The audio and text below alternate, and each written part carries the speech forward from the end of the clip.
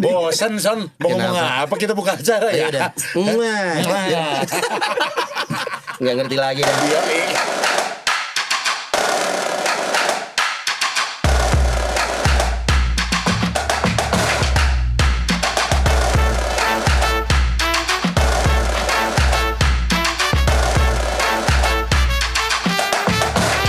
Oke, dalam rangka Valentine, kita nyanyi lagu cinta. Hei, mainkan Lagu Son. nikah ya. Lagu nikah. Ini lagu Lagu ngelamar. di kondangan.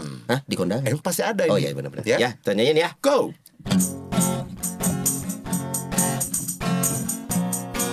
Kenapa kayak lagu Naif ya?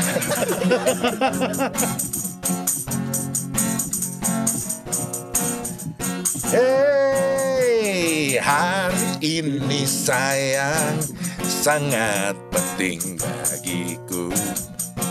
Kau jawaban yang aku cari. Kisah hari ini kan ku bagi denganmu. Dengarlah sayang, kali ini permintaanku padamu. Come on! Dengarlah sayangku, aku mohon kau meminta denganku. Dan hiduplah denganku,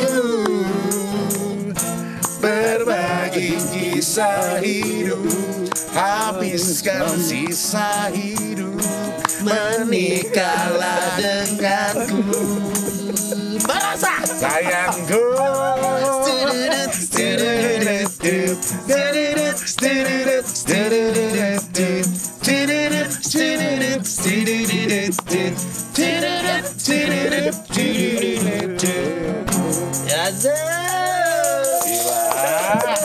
Jadi pengen nikah lagi ya, Nat? Jadi pengen nikah lagi? Ini ada pesan yang sangat-sangat ada pesan-pesan yang sangat mendalam Son ini ya. Apa itu? Berbagi kisah hidup, habiskan sisa hidup. Tuh. Caranya menikahlah denganku. Jadi kalau lu pengen habis hidup lu nikah. Oh gitu ya? Habiskan sisa hidup.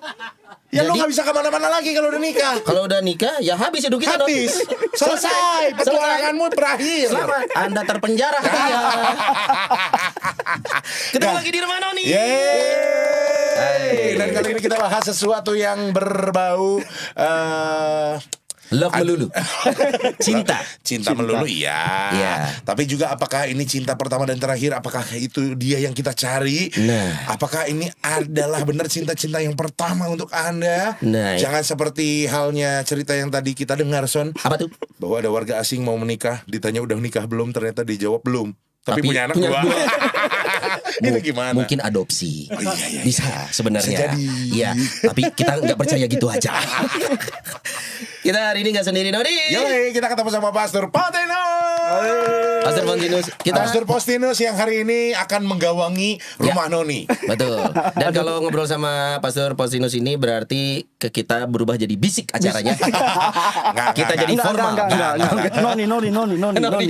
Hari ini gini Son ya. Gua punya misi khusus karena Pastor Postinus ini biasanya kan Anda tonton di Bisik ya programnya ya. Nah, kali ini mau kita bajak ke Rumah Noni. Jadi host tetapnya Rumah Noni aja gimana? Nice ya. Soalnya Nice. Mbak Rosa udah mulai kesulitan cari Romo. Apa-apa nanya sama kita. Ya kan sekarang Romo siapa no? Nanti tukeran kita jadi narsumnya di Bisik. Ada juga Romo Remakle dari Kongo. Dari Kongo. Luar biasa. Bisa suatu saat ya? Oh, bisa. Cuman kami mohon izin belajar bahasa Kongo dulu. 2 tahun aja. Bahasa Prancis bisa. Bonjour. Ya, bonjour. Merci. Comment ça va? Kasava kan singkong. Kasava kan. Itu nanya komik siapa? Komisnya Komsos. Oke, kita ngobrolin tentang percintaan dan cinta ini sesuatu yang universal sekali, Not. Anyway, Happy Valentine dulu dong. Happy Valentine. Tapi apakah benar kita mengucapkannya itu Happy Valentine? Banyak orang biasanya hanya ikut-ikutan tanpa tahu makna sebenarnya. Yes. Kalau kita ngomongin Merry Christmas, itu adalah merayakan hari kelahiran Tuhan kita Yesus Kristus. Ya, betul. Nah, Valentine emang Valentine apa? Apa? Tahu nggak? Kita juga nggak tahu. Makanya ngundang pastor. Katanya kalau yang beredar di di masyarakat ya, Valentine itu hari kasih sayang.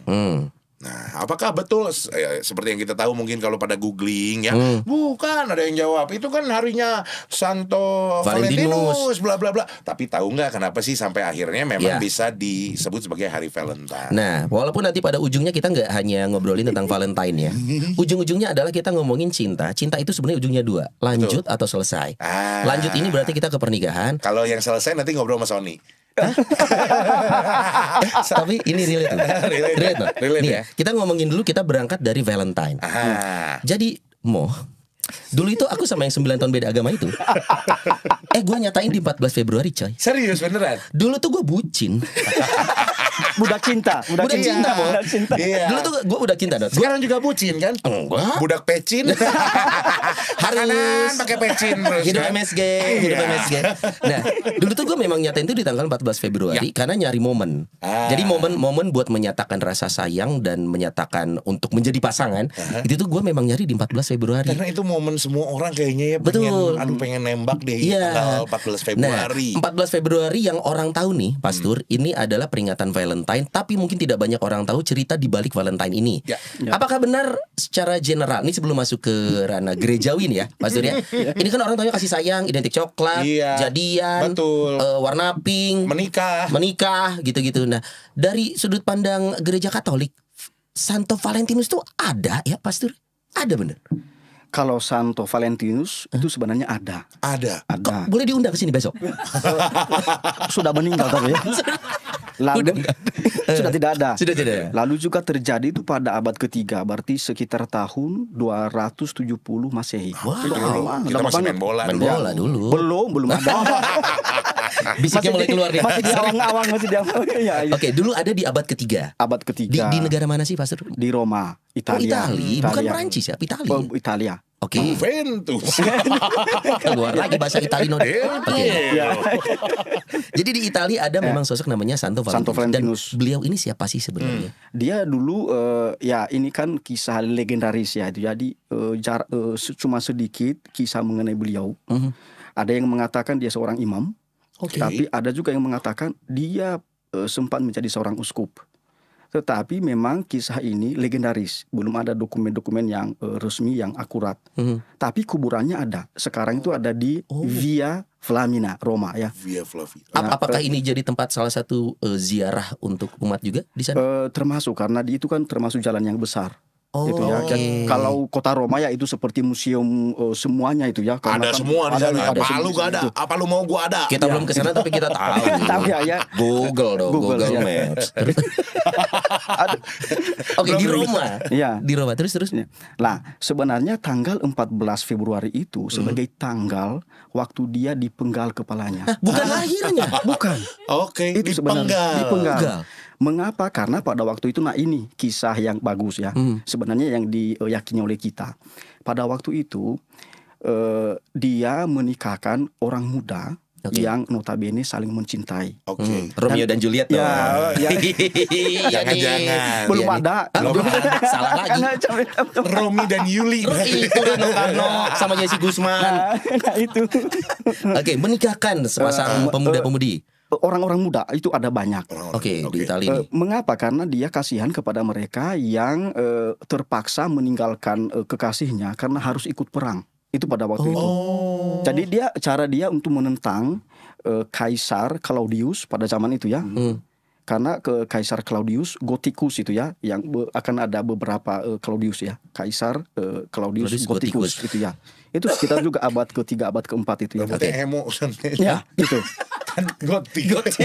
Gotik mah ininya hitam, Not. Iya, ini juga hitam. Lipannya hitam, kuteknya hitam. Terus dikedepanin rambutnya. Begini nih. Gua pikir ada layanan fitur ojol baru. Gotikus aja. Gotikus itu. Gotikus ya. Itu. Nah, karena begitu itu Kaisar Claudius itu begitu marah. Akhirnya dia ditangkap dan disiksa dulu, dia baru dipenggal kepalanya. Dan tanggalnya itu 14 Tanggalnya 14 Februari. Iya. Ini cerita turun temurun ya, ini itu ya Pastor. Sekali lagi ini sebenarnya dikisahkan lagi di abad pertengahan, tapi ini legenda juga. Begitu ya. Okay. Tapi banyak orang yang meyakini itu. Hanya saja ini kisah persahabatan itu. Di dalam perjalanan waktu dia ditahan itu oleh Kaisar Claudius, lalu ada penjaga penjaranya itu. Namanya Asterius. Dia sama Obelix dong, Asterix. Asterik, Pak. Itu Asterik. Asterik, Pak. Kirain berdua Asterius, Obelius gitu. Mungkin itu kakek sama neneknya. Tapi kalau umatnya ya, Sony sama Nodi itu kayak Asterix Obelix. Yang satu mungil, yang satu besar ya. Tahu Asterix yang mana kan? Asterix yang mana tahu kan? Ini dong. Oke, penjaga sipir penjara namanya Asterius. Lalu dia memiliki anak perempuan. Namanya misterius ya. Tidak dikisahkan siapa namanya. Lalu Asterius mengatakan, kalau Anda bisa melakukan mujizat supaya anak perempuan saya ini bisa sembuh dari kebutaan, saya akan menjadi orang Kristen. Oh, dia bernazar seperti itu. Lalu akhirnya dia berdoa, Valentinus ini, dan memang benar itu sembuh si putrinya. Akhirnya mereka bersahabat dan bersahabat. Lalu dia mengirim kartu. Nah itu dia sebenarnya siapa? Yang Valentinus. Oh, Valentinusnya. Lalu dia mengatakan from Your Valentine. Oh. Dan itu adalah kata-kata yang umum kalau kita temukan di hadiah ya. Itu kata itu Your Valentine. Your Valentine, tapi yang nggak mau ketahuan teh siapa? Secret admirer gitu. Tapi sebenarnya kalau kita melihat ini persahabatan yang tulus. Jadi persahabatan yang berkualitas. Bukan dimanfaatkan untuk hal-hal yang lain. Yang ada politik di dalamnya. Nggak ada politik di dalamnya. Kok politik sih? Ya kan? Tidak ada unsur-unsur. Kalau ngomong unsur politik ya, kalau ngomong unsur politik itu bisa dilepasin dong sama sipir penjara lagi ditahanan, benar nggak? Benar. Masuk akal. Dan ranahnya ini adalah ranah cinta persahabatan, bukan hubungan relationship pasangan ya. Nah itu uniknya. Bukan seksualitas. Tapi lebih pada afeksi, persahabatan yang tulus itu ya, yang saling membahagiakan dan menghargai satu dengan yang lain. Pokoknya sinden Tosca banget lah. Nah itu. Bagai kepompong. Nah itu sebenarnya. Mungkin itu juga belajar dari situ soalnya persahabatan bagai kepompong dari Santo Valentinus. Akhirnya dari situ di penggalnya itu kenapa sih Pastor? Maksudnya kenapa dipenggal pada akhirnya? Itu pas di penjara dekat dengan Asterius menjadi sahabat. Pada akhirnya tetap dihukum sama Kaisar ya. Kaisar karena dia menentang soal aturan Kaisar bahwa kaum muda itu harus berperang. Itu sebenarnya kan nggak boleh juga berperang. Tapi kalau sudah menikah berarti tidak jadi berperang begitu. Kayak wamilnya kali. Ya tidak ke sana gitu ya. Besar kemungkinan tidak ikut berperang. Tapi kaum muda karena ini kan wajib militer ya. Waktu itu ya. Dan lagi kan waktu itu kan Italia nggak diserang VOC. Iya juga Pak. VOC tahun berapa? Nggak salah sih Pastor, memang nggak diserang VOC. Karena VOC belum ada. Mungkin di Italia juga ada palawija, ada pala, cengkeh, ya kan? Gospel glory. Yo, benar. Tapi berarti kalau gitu Pastor bisa dikasih poin-poin nih ya bahwa Santo Valentinus itu adalah sebuah legenda di masyarakat Italia. Walaupun makamnya ada. Dan ceritanya juga memang diteruskan turun-menurun, dimulai dengan dia menikahkan banyak muda-mudi lalu dipenggal oleh Kaisar Claudius saat itu, dan dia bersahabat dengan sipir penjara dan dia akhirnya mengirimkan surat kepada sipir penjara ini dengan tulisan Your Valentine ke putrinya si sipir penjara. Jadi ada beberapa hal nih bahwa saat kepalanya Santo Valentinus dipenggal itu diperingati sebagai hari Valentine. Lalu tradisi menulis surat atau kartu pun juga ini memang ada asal muasalnya kalau begitu ya, dari yang surat tadi kepada putri sipir penjara gitu ya. Tapi sebenarnya untuk tulis surat menyurat ini ketika Valentine itu dikomersialkan di Inggris dan Amerika. Itu sebenarnya itu jauh banget itu ya. Masanya beda ya. Beda itu malah tahun 1800-an. 800 tahun tadi abad ketiga padahal ya. Jadi semacam ini Valentine komersial itu ya, komersial Valentine itu ya. Karena momennya bisa dapat dan bisa dikomersialisasi. Komersialisasi itu termasuk soal coklat. Itu pertamanya kan di Inggris, Amerika, Eropa lah ya, macam-macam begitu. Lalu diproduksi coklat untuk mengungkapkan kasih sayang, untuk memberikan hadiah kepada kekasih misalnya. Misi utamanya adalah bisnis, industri coklat. Nah itu. Tapi butuh momen nih supaya ini bisa laku nih. Ya. Dan kemasan adalah ya. kesana. Ada kemasannya juga. Ini walaupun mungkin kalau kita ngomongin bisnis mah ya kita ambil sosoknya aja nih.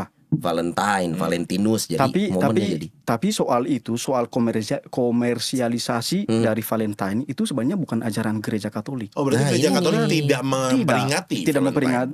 memperingati. Yang diperingati adalah Santo Valentinus pada waktu itu. Tetapi karena kurang ada dokumen yang akurat, akhirnya pada tahun 1969 di dalam kalender Romawi, kalender liturgi itu dihapus. Karena sumbernya kurang pas. Coba gitu. ke perpustakaan Jawa Barat deh. Nah, di sana mungkin ada literasi lagi. Nah, Son, kita tanya kepada Nodi sekarang. Kenapa? Kalau tanggal 14 Februari nanti, kira-kira santo apa yang kita peringati? Aku suka ini. Emang ada peringatannya? Kebetulan saya di rumah belum sempat buka kalender liturgi. Kan alasannya masih makanya tanggal 14 ini biasanya tadi pagi tuh saya tiap pagi lihat. Colok juga nih. Hari ini tanggal 14 Februari nih ya. Gue belum sempat lihat kan. Kebetulan memang harus ada di rumah Noni. Tapi sebenarnya orang masih menganggap 14 Februari itu adalah peringatan dari Santo Valentinus, padahal bukan.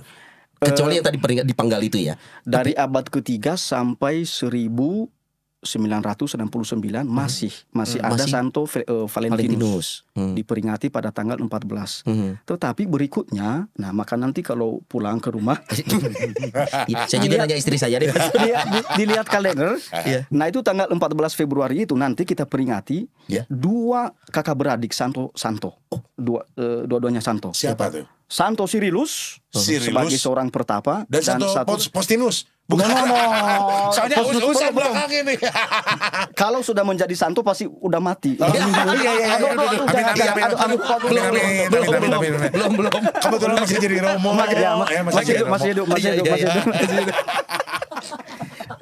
Cyrillus, satunya Methodius, seorang uskup. Pada tahun 800-an itu yang mereka itu hidup di situ. Nah, kita peringati mereka. Peringatin kebetulan di tanggal 14. Ya, atau setiap? Karena apa kan biasanya kalau Santo Santa kita peringati umumnya tanggal kematian mereka. Ya, itu beda dengan yang lain. Berarti Santo Valentinus juga seharusnya sama dong. 14 kan dipanggal beliau kan dipanggal di tanggal tapi segitu. Karena kurang ada dokumentasi, dokumennya kurang akurat itu lalu dihapus walaupun banyak gereja yang tetap memperingatinya. Kalau begitu Valentine ini menjadi culture.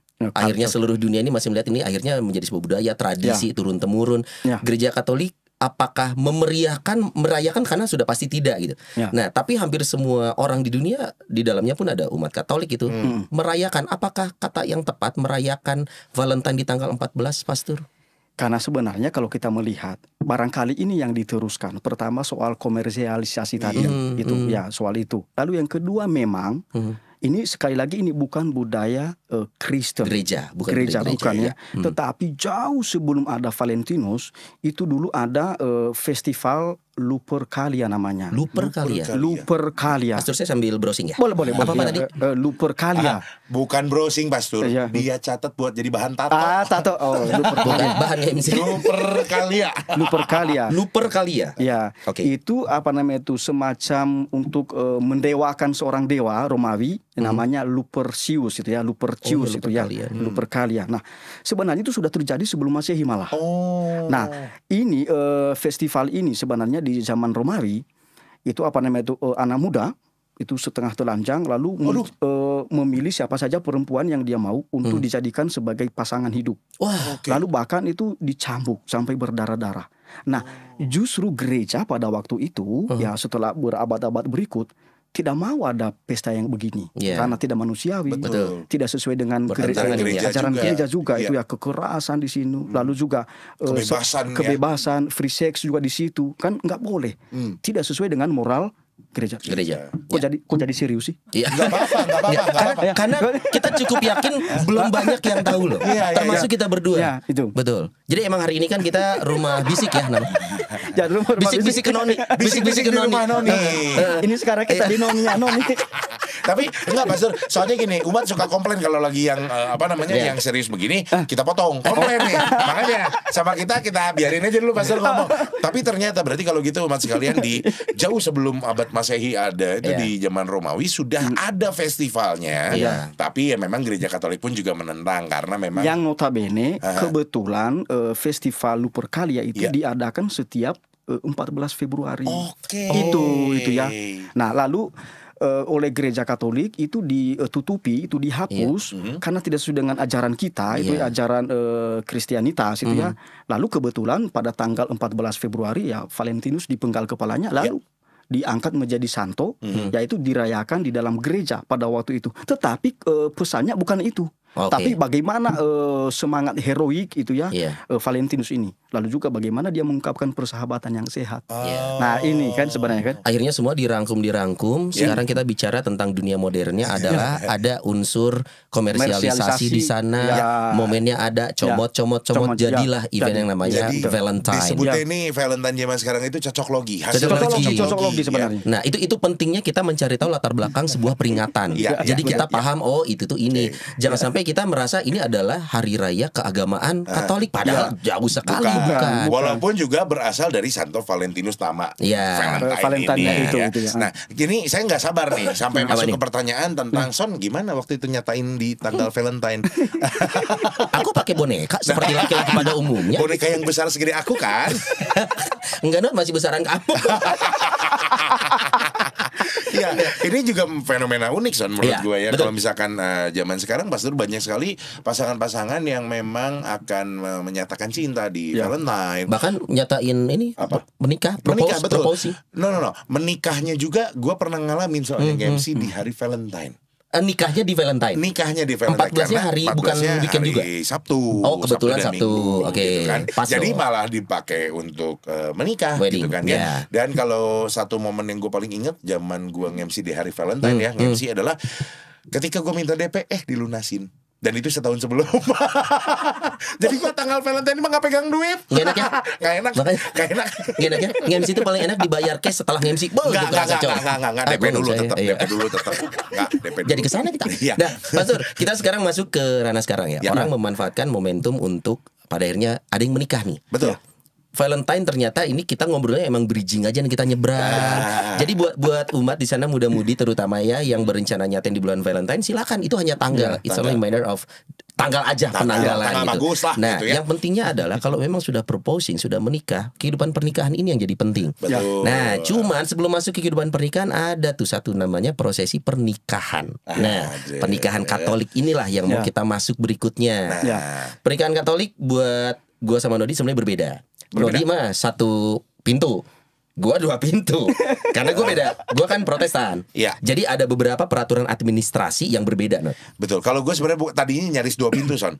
Nyaris dua kan, pintu. Nesya kan tadinya Protestan. Akhirnya istriku, Mas Surya, dia memutuskan untuk ya udah deh, saya katekumen aja, belajar jadi Katolik. Jadi pada saat menikah sudah Katolik dua-duanya. Tapi bukan karena terpaksa ya. Itu yang harus kita cari tahu. Apakah perlu kita hadirkan Nesya di sini? Aduh. Enggak, tapi istriku bilang maksudnya latar belakangnya adalah nanti kalau punya anak repot.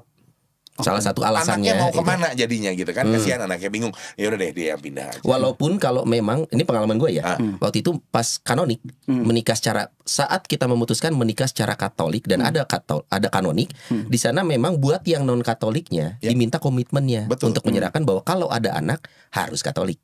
Itu kan ya. Tapi kan banyak kanonik yang iya doang, Pastor, ya kan? Wah, banyak banget doang. Yang penting kanonik lolos. Yes, gitu. Nah, kita ngomongin pernikahan Katolik nih. Setelah tadi masa bercinta, kenalan, Valentine, nyatain pernikahan Katolik, kita pengen membuka wacana nih buat di luar sana para umat, terutama muda-mudi atau mungkin yang memang bukan muda-mudi juga ada mungkin ya. Tapi bukan Nodi lagi ya? Bukan Nodi. Jadi sudah kasusnya udah tutup. Kan kalau saya lagi sama Pastor nggak dilolosin kanoniknya, ya kan? Nah, mau gimana saya kenal juga nggak dilolosin. Kita ngomongin pernikahan Katolik secara umum, artinya pasangan ini adalah dua-duanya Katolik. Itu mah kita tinggal mencari informasinya, udah tinggal nanya ke paroki segala macam, selesai. Nah, kita mau membuka pernikahan Katolik yang mungkin bukan sama-sama Katolik nih.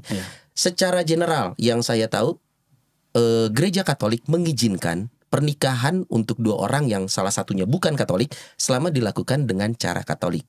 Nah, apakah itu benar, Pastor? Dan kenapa gereja Katolik mengakomodir kebutuhan ini? Ya, baik.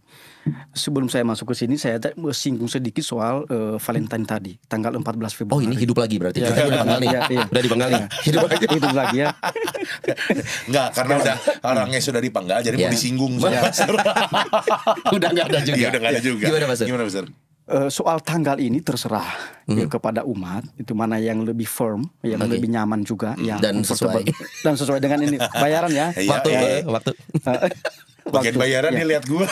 Tahu aja prime time. Itu silakan saja, terserah. Tetapi yang sangat penting mengungkapkan persahabatan atau cinta itu dengan tulus, gitu ya, bukan karena semangat dari seksualitas semata gitu ya, nafsu semata, bukan. Tetapi sungguh-sungguh diungkapkan dengan persahabatan yang tulus. Itu silakan. Tapi soal ini perkawinan campur ya, beda agama. Nah, beda agama itu beda dengan beda gereja. Iya, oke. Kalau Protestan dengan Katolik namanya perkawinan beda gereja. Kalau Katolik dengan non Katolik, Katolik dengan non Baptis, berarti Islam, Hindu, Buddha dengan Katolik itu namanya beda agama. Oh, kalau dengan Protestan beda gereja. Beda gereja. Makanya waktu itu lancar-lancar aja. Iya. Selama ente bawa surat. Perasaan tidak sulit waktu itu tuh. Oh, aku baru tahu nih, Mas. Beda. Nah, juga perbedaan aturannya juga sangat jauh. Mengapa? Kalau perbedaan agama, maka sebenarnya itu halangan perkawinan. Oh, prinsip dasarnya ini adalah halangan. Oke. Bahkan bukan hanya soal larangan, tapi halangan. Artinya kalau orang menikah tanpa dispensasi dari Bapak Uskup, enggak sah. Itu konsekuensinya. Harus sampai ke uskup. Harus sampai ke uskup atau fikjen. Jadi dispensasi atas perkawinan beda agama. Itu. Nah, kalau keluar itu tetapi harus ada janji. Nah, itu tadi harus ada janji. Harus ada janji itu tadi. Minimal 4 janjinya itu. Lupa nih. 4. 1, 2, 3, 4. Apa Son? Kita tanya Sony. Yang pertama. Nah, yang pertama. Ketuhanan yang mana? Woi, itu Pancasila. Lagian bukan 4, 5 apa? Gue cuma ingat yang anak. Gue cuma ingat yang anak. Ada 3 lagi, Pastor. Ada 3. Pastor salah kali. Padahal gue yang lupa. Kalau lu ngotot sih, Son. Gimana, Pastor? Coba kita itu kan 7 tahun lalu. Sebenarnya yang berjanji itu adalah orang Katolik. Mengapa? Karena hukum gereja itu yang terikat adalah orang Katolik. Oh, oke. Itu yang non baptisnya tidak terikat dengan sebenarnya tidak terikat sebenarnya. Tetapi nanti kita lihat. Pertama ya, orang Katolik itu harus berjanji sekuat tenaga tidak meninggalkan iman Katolik. Yes. Oke. Benar ya, Son ya? Aku ingat akhirnya. Baru ingat sekarang. Aku ingat. Jadi Tidak sekarang saudara-saudara terkasih, sekarang Sony sedang KPP, kursus persiapan perkawinan. udah 7 tahun. Kebetulan lupa. Itu. Iya. Sekuat tenaga tidak meninggalkan iman Katolik. Oke. Dan yang kedua, semua anak yang lahir dibaptis dalam gereja Katolik dan dididik dalam ajaran gereja Katolik. Sekuat tenaga loh.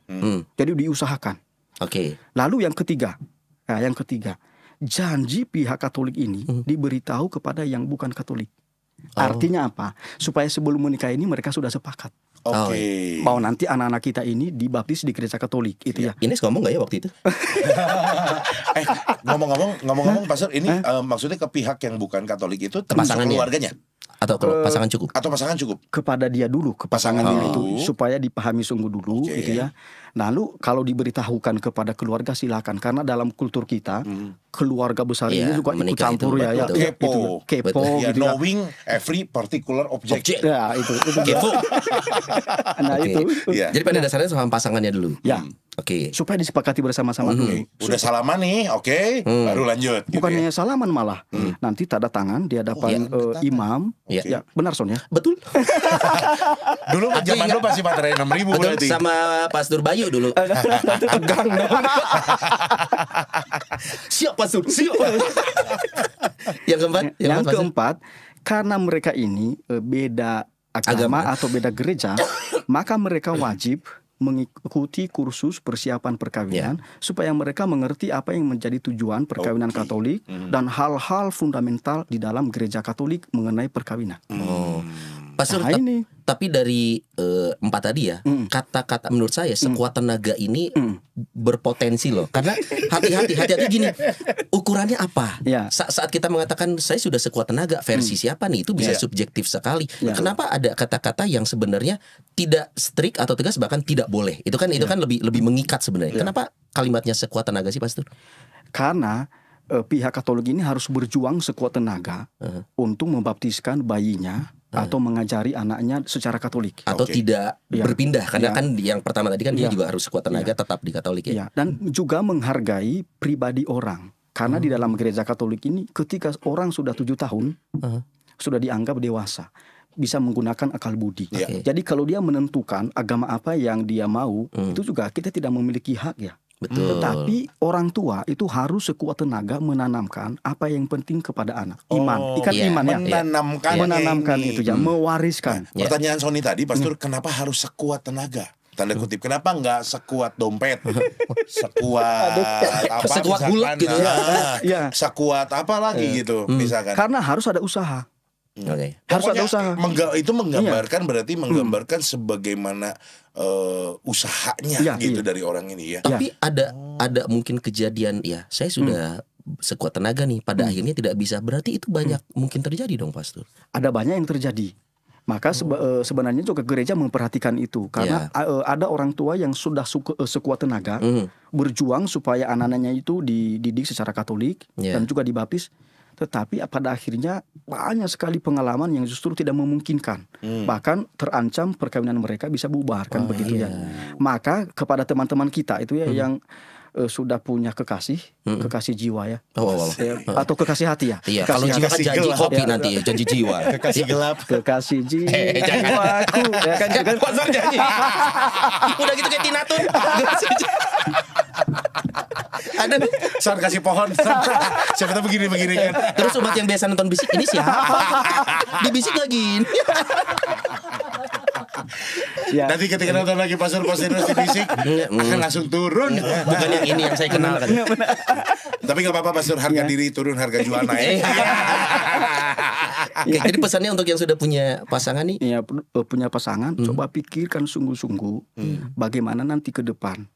Karena mereka yang satu agama saja itu ada masalah, apalagi yang berbeda agama. Tetapi kalau memiliki komitmen untuk membangun perkawinan yang campur ini, silahkan. Tetapi memang gereja juga memiliki tanggung jawab lah ya. Itu saya ingat, itu kita sering bahas di bisik gitu ya, bahwa gembala jiwa ini para romo, para pastor, bapak uskup, kalau terjadi perkawinan campur, maka diusahakan pihak Katolik dan anak-anak mereka tidak kekurangan kebutuhan rohani. Itu bisa kunjungan keluarga, lalu katekesi keluarga. Nah itu salah satu peran dan usaha gereja ya. Itu ya. Oke, harus ada supaya mereka setia di dalam iman. Iya. Ini seru nih. Kalau di Pastor sendiri banyak nggak sih pengajuan pernikahan beda agama dan gereja? Zaman-zaman sekarang ini banyak ya? Banyak. Artinya pernikahan lintas agama itu kira-kira dari 10 ada setengahnya beda? Tidak sih. Tidak, 3 dari 10 mungkin ya. Berarti 30%-an dari sampel ya. Tapi terjadi karena konteks kita kan di Indonesia. Nah, masalahnya kan kalau di Indonesia kita contoh nih, Pastor ya. Saya waktu SD dulu sekolahnya sekolah Kristen. Mana sih BPK ya? Mana sih? Ada Bina Bakti dulu. Oh, Bina Bakti itu. SMP SMA di Aloysius. Berarti sekolah Katolik dong. Ya. Kuliah ketemu di Unpar, Visip, itu tuh tempat campurnya luar biasa. Antara yang Katolik, Kristen, Buddha, Konghucu, Muslim juga, dan juga bahkan yang nggak beragama. Iya. Ada yang nyembah SKS juga ada. Ada nyembah SKS. Ya, dan yang pastinya di tempat yang sangat-sangat campur ini memang kita kan ketemu banyak sekali orang gitu, Pastor ya. Berarti kalau tadi bisa disimpulkan bahwa kalau pesan turun-menurun ini dari zaman dulu sudah dilakukan, sekuat tenaga memberikan nilai-nilai agama Katolik kepada anaknya, mudah-mudahan bisa tetap berjalan sampai nanti mereka dewasa dan mereka pun punya iman Katolik yang kuat gitu, maksud Pastor ya. Tapi kita harus menghargai Nodi, ya. Ya. Karena banyak sekali juga di antara umat kita yang sangat setia di dalam iman Katolik dan janjinya tadi. Karena sebenarnya kendati ditandatangani di hadapan Romo, janji yang 4 tadi, tetapi sebenarnya bagi kita itu di hadapan Allah. Iya, yang utamanya itu. Nggak mungkin Allah itu datangnya. Kalau datang wah udah. Iya, selesai sudah. Selesai kita. Udah. Romanoni selesai. Udah episode terakhir. Romo Pastinus mungkin nanti akan jadi santo mungkin. Karena kan namanya us belakangnya. Iya, benar. Sony nggak mau ganti nama jadi Sony Basilikus. Sony Basilikus gitu. Si Wastrakus. Berarti kenapa gereja Katolik? Ini kalau pandangan saya sebagai seorang Protestan ya, gereja Katolik ini baik banget coy. Kayaknya soalnya kan pernikahan beda agama. Beberapa saudara-saudara kita Muslim dengan jelas mengatakan tidak boleh menikah dengan di luar Muslim, di luar Islam tidak boleh. Protestan pun sepertinya masih 11-12 lah. Katolik Protestan ini secara aturan pernikahan mungkin juga beda ada ya. yang ditanda tangan juga. Mungkin ada juga. Gitu ya. Tapi agama ini kan subjektif sekali ya, personal sekali buat tiap orang. Tapi gereja Katolik mengakomodir itu. Artinya ini bukan berarti membenarkan agama mana yang benar mana yang salah, tidak. Tapi apa sih latar belakang gereja Katolik mengizinkan kok beda agama jadi boleh? Sementara kalau kita ngomong negara kita sudah jelas kita mayoritas Islam dan secara aturan negara tidak pun boleh. banyak dari sana. Nah, kenapa gereja Katolik mengizinkan pernikahan beda agama? Ya memang begini, karena hukum gereja ini kan berkembang. Dalam hukum gereja yang lama itu memang gereja sangat keras, sungguh-sungguh menjadikan perbedaan agama sebagai halangan. Gitu ya, Kanon 1917. Pokoknya nggak boleh kalau zaman dulu. Kalau zaman dulu. Dan dispensasi itu juga susah sekali gitu ya zaman dulu itu. Tapi gereja itu menyadari bahwa Katolik itu hadir di berbagai suku, berbagai agama itu ya. Lalu kita juga harus menghargai agama-agama lain. Lalu justru semangat yang dibangun di situ adalah bagaimana mereka justru di rumah itu sudah terbiasa dengan semangat toleransi, saling menghargai agama masing-masing. Ya itu ya.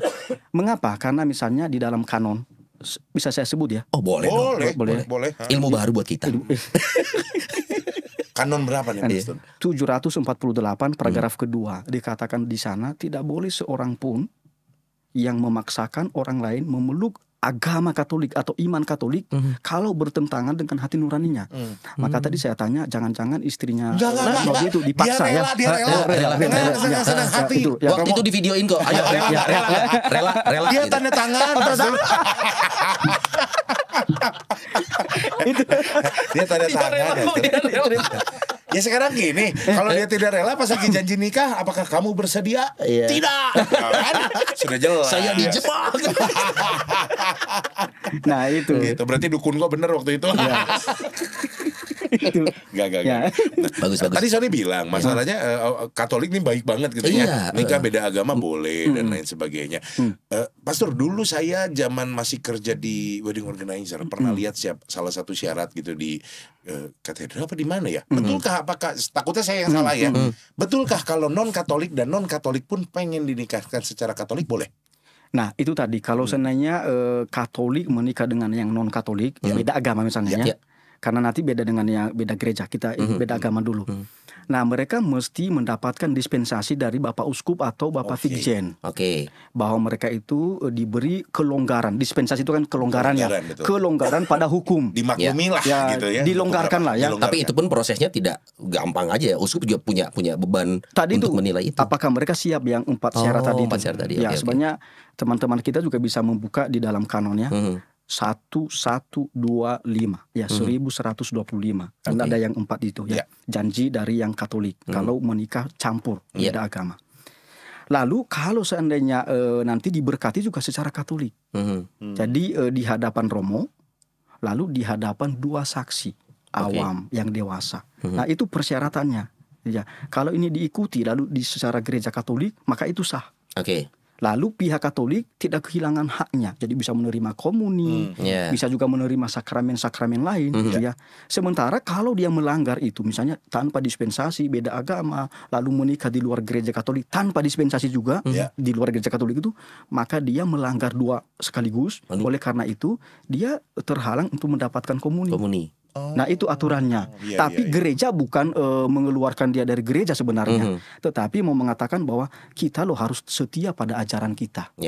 Kalau seandainya mau dibereskan, dikonvalidasi, disahkan perkawinannya, ada prosesnya. Jadi sebenarnya gereja ini membatasi tapi memberi solusi. Iya, betul. Jadi jangan dikatakan wah ini repot ya, bukan soal repot. Gereja memiliki tanggung jawab memelihara iman umatnya. Ini penting. Saudara-saudara yang terkasih, kita sekarang bukan bisik ya, bukan bisik ya. Enggak, soalnya ini saya Mas Sony saking terlenanya sama ceritanya Pastor Postinus ya. Sampai kami pun juga miss. Iya. Karena hafal Pastor Postinus itu ya. Kanon-kanon itu apa? Saya lagi ngapalin kanon ya. Ini karena ini tuh saya cukup yakin ya, banyak di luar sana umat tuh belum tahu mencari informasi ini kemana, Pastor. Ada orang-orang muda yang jiwanya, gue udah tahu nih, gue pacar gue mau gue nikahin, tapi gue nggak tahu apakah boleh atau tidak.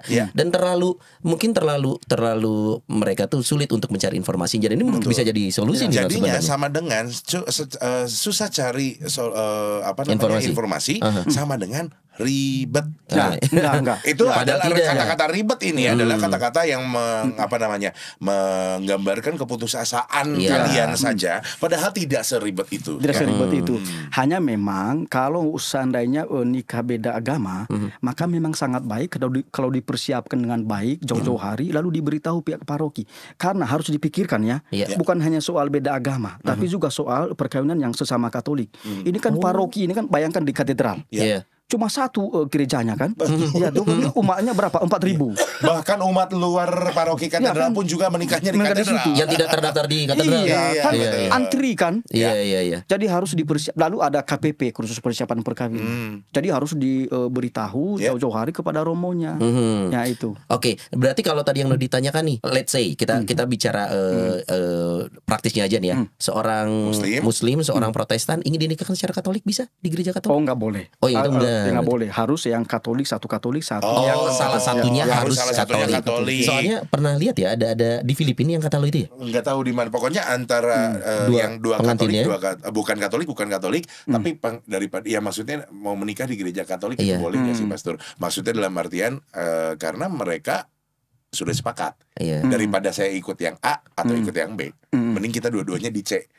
Sebenarnya kalau tidak ada keadaan yang sangat darurat, misalnya sangat darurat itu kan sama sekali mereka tidak bisa menjangkau pelayan gerejanya misalnya atau agamanya itu.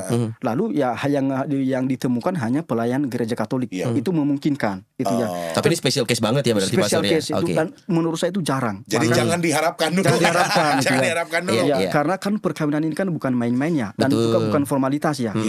Ini sebagai ungkapan panggilan ya sebenarnya ya. Kalau gitu Pastor, kalau tadi yang Katolik dan non Katolik di gereja Katolik, kalau sekarang yang Katolik dan non Katolik di gereja yang non Katolik. Katakanlah waktu itu istri saya sama saya nikahnya di HKBP. Berarti Ines pakai konde, kebayanya hijau. Inang pun juga senyumnya lebih happy. Itu aturan administrasinya sama aja atau gimana Pak? Kalau orang Katolik menikah dengan yang non Katolik, lalu dirayakan perkawinan itu di gereja non Katolik, maka sebenarnya itu ada izin dari ordinaris wilayah, itu bisa dari uskup, bisa dari Bapak Vikjen. Lalu juga dikasih dispensasi atas perkawinan di luar gereja Katolik itu kan diperbolehkan. Tetapi juga ada cara yang kedua. Cara yang kedua itu adalah perkawinan ekumenis. Tapi ini ekumenis ini kan hanya terjadi antara orang Katolik dengan Protestan. Kan sama-sama dibaptis ya. Betul. Nah, tapi persyaratannya berarti hadir romo, lalu hadir pendeta. Boleh pendeta yang memimpin, tetapi yang memberkati. Yang memberkati artinya janji perkawinan harus di hadapan romo. Karena di secara Katolik. Karena di kita di gereja Katolik aturannya perkawinan yang sah itu kesepakatannya di hadapan romo. Karena tadi kan ada saksi dari romo, lalu 2 dari awam. Berarti ini prinsip dasar. Tidak walaupun secara liturginya ada pendeta, ada romo, tapi untuk pemberkatan harus oleh pastor. Kalau saya pribadi Pastor yang mau saya tanya ini, saya pernah nyaksiin satu video yang memang ada pastor, ada pendeta. Ya, kalau itu tuan rumahnya berarti siapa nih Pastor? Apakah gereja Katolik juga bisa? Kalau memang yang non Katoliknya mau mengundang pendetanya untuk memberkati di gereja Katolik, boleh? Bisa, boleh.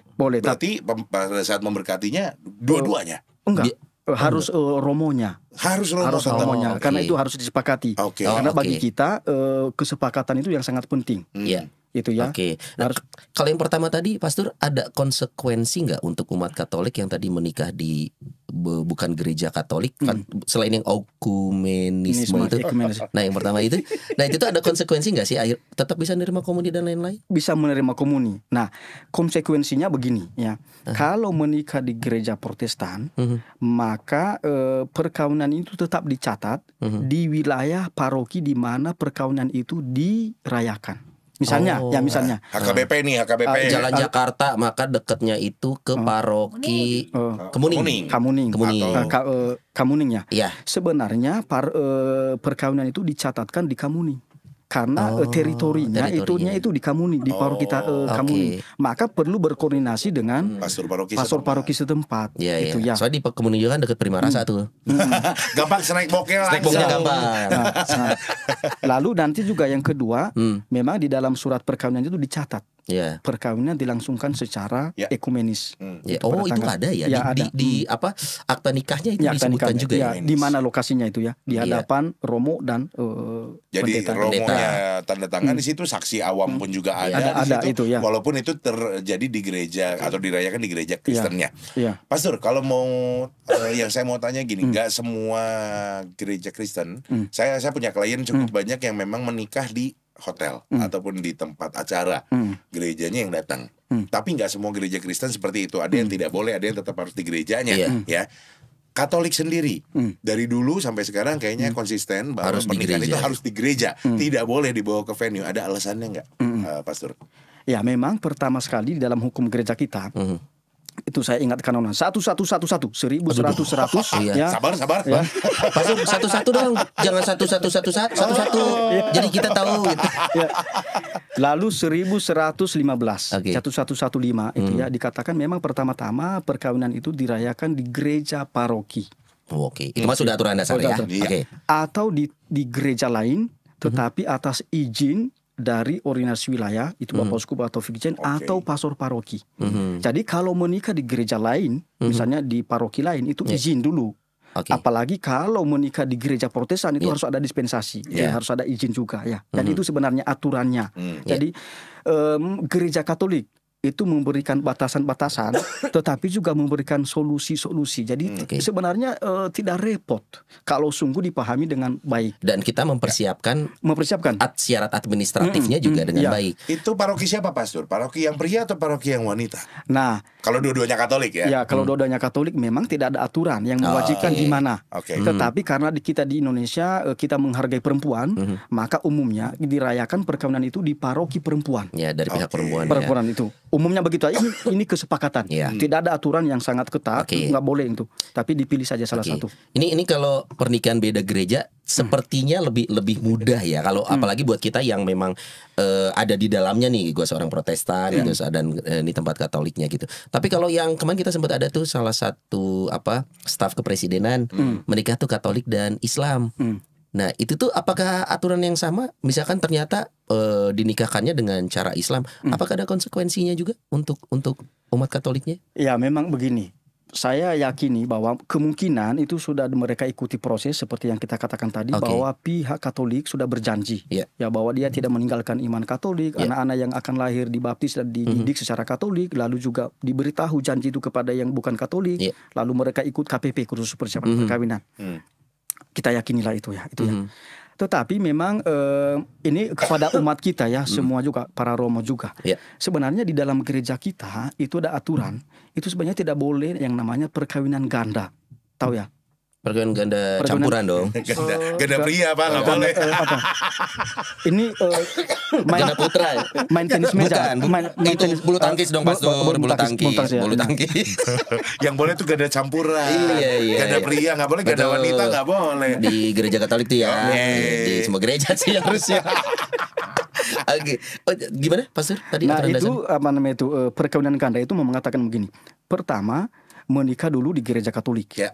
lalu menyampaikan kesepakatan perkawinan, lalu menikah lagi secara agama lain, itu sebenarnya nggak boleh sebenarnya. Prinsip nggak boleh sebenarnya. Mengapa? Karena seolah-olah 2 kali perkawinan. Tetapi kalau perkawinan perkawinan yang kedua itu tidak disampaikan lagi kesepakatan, maka tidak dianggap sebagai perkawinan kalau kita. Maka kemarin staf kepresidenan itu sebenarnya tidak menyampaikan kesepakatan di perkawinan secara Islam itu. Karena beda kan. Kalau perkawinan Islam itu kan yang kita pahami diwakili perempuannya kan. Iya, harus begitu. Iya, oleh orang tuanya. Oleh orang tuanya atau siapalah. Ayahnya biasanya. Nah, kalau di kita itu wajib pasangan itu sendiri yang saling menyampaikan janji perkawinan. Jadi saling bertukar janji perkawinan. Karena memang kompleks ya kalau kita ngobrolin pernikahan, masing-masing agama juga punya tata caranya. Kita tanya Nodi sekarang. Nah, aku seneng yang gini-gini nih. Nanya lagi dong, kalau janji perkawinan apa dulu ya? Janji perkawinan. Kalau dulu ya kan itu kan? Iya, harus loh. Harus apa kalau? Intinya sabar ya. Aku di atas angin hari ini. Karena gini.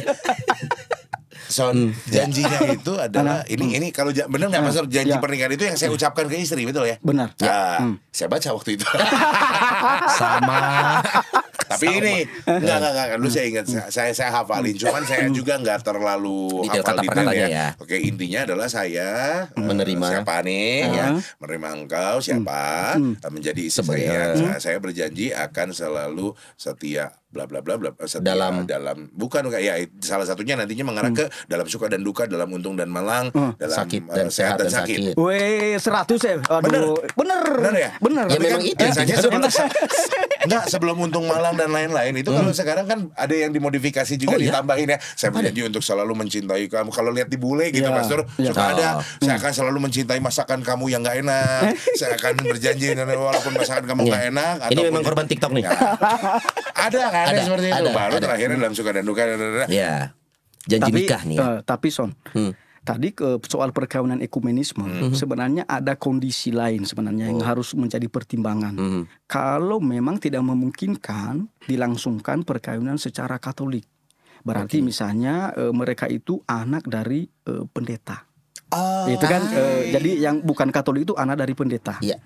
Nggak mungkin dong, karena itu kan tahu nanti ada sanksi katakanlah misalnya di gerejanya, masa sih anak pendeta menikah di situ gitu kan. Jadi ada pastoral, kondisi pastoral. Atau yang kedua, bapaknya itu adalah majelis, atau dia sendiri pengurus dari gerejanya. Nanti ada konsekuensi kepadanya, entah dikucilkan atau diomongin itu ya. Jadi intinya sebenarnya bahwa mereka tidak boleh saling merendahkan agama masing-masing. Jadi yang Protestan merendahkan agama Katolik, lalu Katolik juga merendahkan agama Protestan, atau Katolik kalah lalu Protestan menang. Bukan itu. Bukan kompetisi itu ya. Tapi sekali lagi ini sebagai solusi kepada mereka yang tidak memungkinkan menikah secara Katolik. Di sini minta maaf loh masih Mama. Kenapa? Pengurus kan gereja. Mama santai. Si Mama surat apa aja deh. Soalnya nikahnya di Bali. Setelah itu kan pilot. Iya.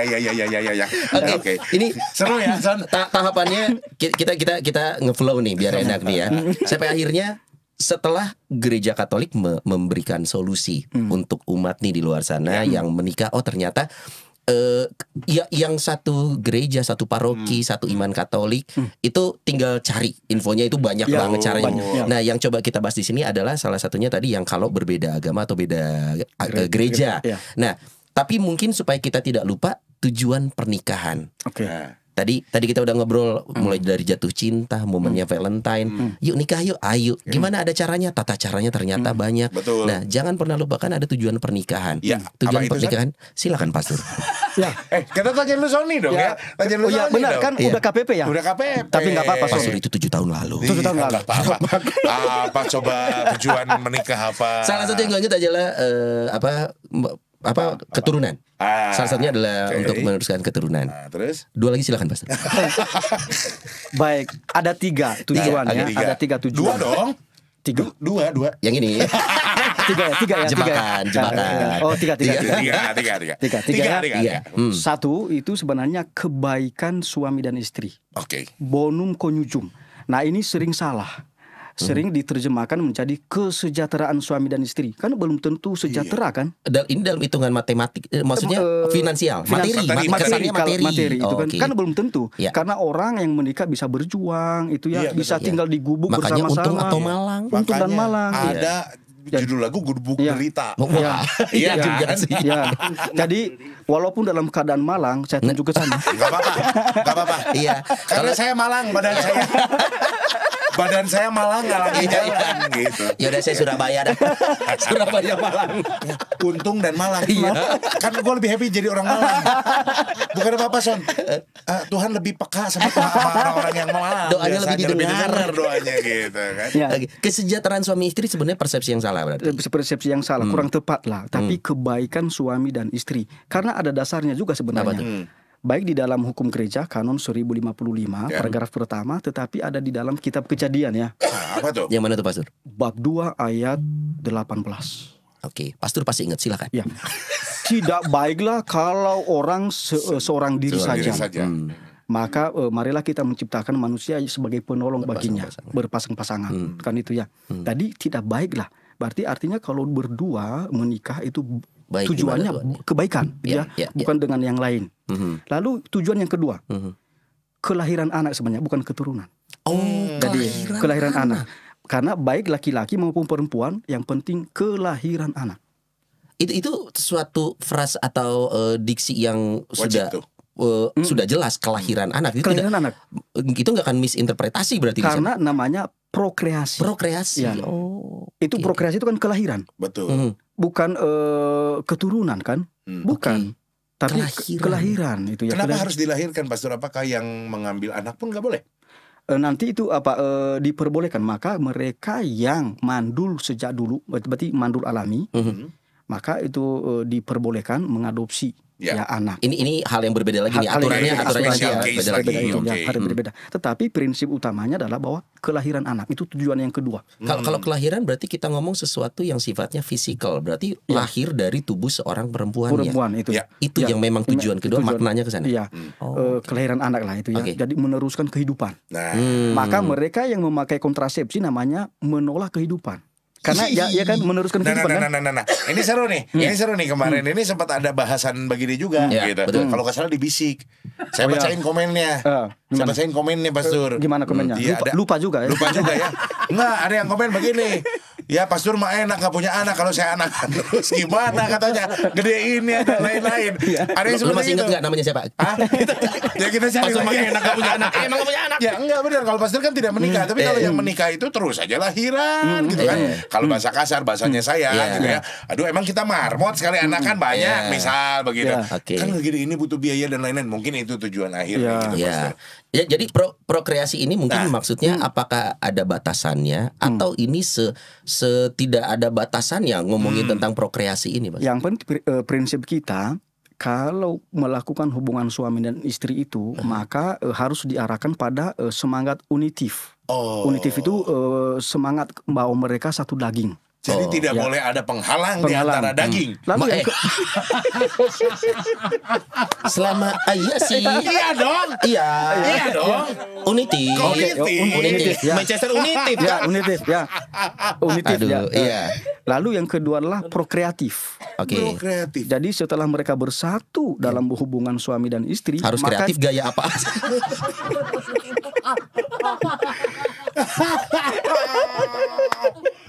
Gak ikutan. Harus kreatif suami istri, coy. Itu cara menjaga hubungan harmonis. Bukan kreatif, komunikatif. Komunikatif. Ya, komunikatif. Ya, diomongin gitu ya. Aduh. Batuk ya. Ulangi Pastor, mau balik ya. Ulangi. Prokreatif. Maka tidak boleh dihalangi. Itu karena memang sifatnya harus unitif dan prokreatif. Maka ini mereka itu sebenarnya mau meneruskan kehidupan. Tapi sebenarnya begini, sangat dalam loh maknanya. Maknanya ya. Kalau kita melihat di dalam kitab Kejadian, kisah penciptaannya. Bahwa Allah menciptakan manusia dari tanah kan, dibentuk lalu dihembuskan. Tapi hebatnya ketika manusia sudah diciptakan lalu diberkati, beranak cuculah. Kan benar ya? penuhilah bumi. Iya. Seperti bintang di langit dan seperti pasir di laut di pantai itu ya. Itu diberkati. Artinya apa? Berarti sejak Tuhan Allah menciptakan manusia, dia tidak lagi menciptakan manusia dari tanah, tetapi dia menjadikan pasangan dan suami istri sebagai co-kreatornya, rekan kerjanya. Co-kreatornya. Oke. Artinya ditambahkan panggilan kepada mereka yang menikah itu sebagai rekan kerja Allah. Maka sebenarnya kalau dipikir-pikir luar biasa. Iya, benar-benar. Ya, jadi selamat kepada Sony dan Noni. Sebagai rekan kerja Allah loh. Iya. Dalam meneruskan kehidupan. Son, lu jabatannya Bendara 2. Lu kan seksi apa? Dekorasi ya? Dekorasi. Pastor dan juga umat sekalian. Ini akan menarik. Ketika kalau bahasan yang tadi Pastor Postinus bilang, kita arahkan kepada kita arahkan kepada topik yang nanti kita bahas tentang child free ini. Kita punya bahasa sendiri. Nah, tapi tadi ada 3 ya, sorry. Betul. Tadi yang ketiga adalah pendidikan anak. Oh, pendidikan. Jadi kebaikan suami istri, lalu kelahiran anak dan pendidikan anak. Itulah tujuan perkawinan. Pendidikan itu maknanya apa sih, Pastor? Apakah dunia maksudnya pendidikan formal atau pendidikan iman? Itu enggak. Itu berpendidikan luas, maknanya luas. Keseluruhan. Bisa moral, bisa pengetahuan mengenai iman, bisa kedalaman iman, dan ini bukan hanya formal ya. Seluruh kehidupan ini menjadi sarana pendidikan bagi anak-anak. Di rumah, ketika orang tua itu berdoa tanda salib, itu sudah pendidikan. Ketika mereka datang ke gereja lalu berlutut, lalu bernyanyi, lalu menyambut komuni, ikut terlibat di lingkungan, itu semua sudah pendidikan. Jadi ini yang harus diperhatikan. Apalagi di dalam ajaran gereja Katolik ya, bahwa keluarga itu adalah gereja mini. Iya, ya kan? Betul. Iya, betul. Berarti orang tua harus menjadi pendidik yang pertama dan utama bagi anak-anak. Nah, ini kaitan sama yang Nodi bilang tadi sih. Ini sebenarnya Sony mau menghindari pertanyaan untuk dia. Iya, betul. Betul. Tapi silakan. Betul. Nanti kita tanya terakhir aja. Tapi yang tadi Nodi bilang sih memang bahasan bahkan 2 dari 3 tujuan pernikahan ini menyinggung tentang anak. Iya, betul. Artinya memang sementara sekarang isu besar di masyarakat dunia bahkan kita dengar yang namanya child free segala macam. Ketika ketemu sama aktivis lingkungan, udah jangan nambah anggota. Kita ngomong wah bumi ini udah penuh segala macam. Gitu. Ini angle-nya akan menarik sekali, tapi nggak hari ini karena akan menarik sekali. Dan Romo udah siap ya nanti ngobrolin tentang bisa 3 jam kita. Bisa. Nah, ini supaya kita tidak lupa bahwa ternyata banyak orang berpikir pernikahan itu adalah berhenti di prosesi. Kemeriahannya aja, sedih satu hari itu aja. Nah, padahal prinsipnya ternyata pernikahan punya tujuan. Kalau ngomongin gereja Katolik 3 tujuan itu luar biasa maknanya. Jadi bukan hanya tentang sekarang halal, bukan. Dan itu halal itu kan katanya khawatirnya kita mindsetnya seksualitas. Nah, apalagi juga memang biasanya yang masalah halal ini akan mengaruh juga dari hari-hari seperti Valentine ini. Betul. Ya kan? Banyak yang menghalalkan sebagai cara untuk bisa juga berbuat di luar batas begitu kan ya. Mungkin ini sama kayak episode tentang free sex segala macam, itu bisa dilihat lagi sih. Tapi itu dia, pernikahan bukan hanya tentang maka jadi mindsetnya salah satunya seksualitas. Bahkan 3 tujuan pernikahan tuh tidak ada bahasa yang menyinggung seksualitas secara kata seksual ya. Ya, enggak ada. Kebaikan suami istri, prokreasi, pendidikan anak. Nggak ada seksualnya, coy. Boleh nggak yang keempat itu gitu? Boleh. Yang keempat boleh proklamasi.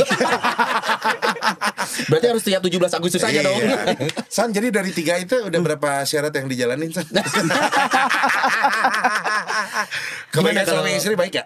Alhamdulillah. Alhamdulillah. Untuk demi kebaikan Anda dan Ines. Betul. Gitu ya. Oke, pasti silakan pertanyaan selanjutnya yang kedua dan yang ketiganya. Pasti mau nanya apa? Tapi sebenarnya soal kelahiran anak tadi itu sebenarnya sudah ikut serta makna seksualitas bagi kita. Oh, ada terkandung makna itu. Jadi seksualitas akhirnya bukan soal rekreatif semata, tetapi soal prokreatif. Iya. Kan umat kita kebanyakan melihatnya yang penting seksual, naluri, nafsu. Nah kan enggak.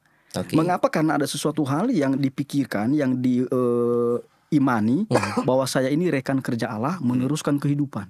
Maka ini saya harus menghargai panggilan ini. Karena perkawinan kan bagi kita bukan soal lembaga sosial saja ya, tapi juga soal panggilan. Bahwa saya memilih Karena kalau saya memilih panggilan itu, maka saya mengikuti konsekuensi dong. Iya, betul. Tujuan perkawinan tadi apakah tercapai atau tidak seumur hidup. Berarti pesan Pastor Postinus untuk mereka-mereka yang sudah menikah dan memutuskan untuk menunda punya anak, bukan yang nggak mau ya, menunda punya dengan anak. berbagai alasan mereka ya. Termasuk mereka itu ada saya di sana. Ini anggukan tuh berarti sekali ya. Ngangguk begini Makanya tuh. bagian ganti itu gua pelani ada saya di sana.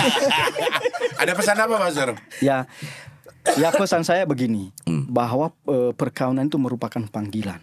Karena merupakan panggilan, maka harus dipahami dengan sungguh-sungguh sesuai dengan ajaran yang kita imani, ajaran Gereja Katolik. Ya.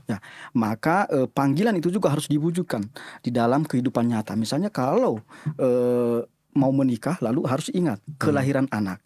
Oleh karena itu, kalau mau memperhatikan soal anak, maka di Gereja Katolik kan ada yang namanya KB alami. Ya, tidak memakai yang namanya KB buatan sebagai kontrasepsi dan kondom dan lain sebagainya. Mengapa? Karena itu justru bertentangan dengan moral kita, moral Gereja Katolik, dan juga yang lebih dalam menolak kehidupan itu sendiri, anak. Iya. Kayak semacam membatasi itu, betul. Yang harusnya secara alami terjadi. Ini tidak karena dicegah gitu ya. Berarti kalau gitu Mbak Rosa tolong dicatat, Pastor Postinus juga kayaknya ada satu topik bahasan baru yang bisa dibahas lagi sama Pastor Postinus, yaitu antara child free tadi pertama, sama apa yang kedua? Kalau tadi kontrasepsi mah itu nantilah ya kita nyambung sama urusannya. Yang ini nih Son, gue menemukan lagi yang baru yang kayaknya bakal seru kalau dibahas di Rumah Noni. Gitu. Kelahiran seperti apa? Apakah normal? Apakah sesar? Nah, kalau sesar ini pun juga menarik nih untuk kalau sesar kan jadi lahir sesar. Mau balik. Terima kasih sudah menyaksikan Rumah Noni hari ini. Walaupun kita ngobrolnya dari tadi kita awali dari Valentine sampai akhirnya goyang sesar ya. Harap maklum karena ini Rumah Noni ya. Kalau Anda pengen denger versi yang lebih seriusnya, dengerin bisik Pastor Postinus juga kok. Di sana nongkrong Pastor Postinus mah. Di sini mah sekali-sekali. Takut berubah image-nya. Terima kasih sudah menyaksikan Rumah Noni. Saya Noni Rahadia. Saya Sony Basian. Dan juga Pastor Postinus kami undur diri dari hadapan Anda semua. Bye-bye.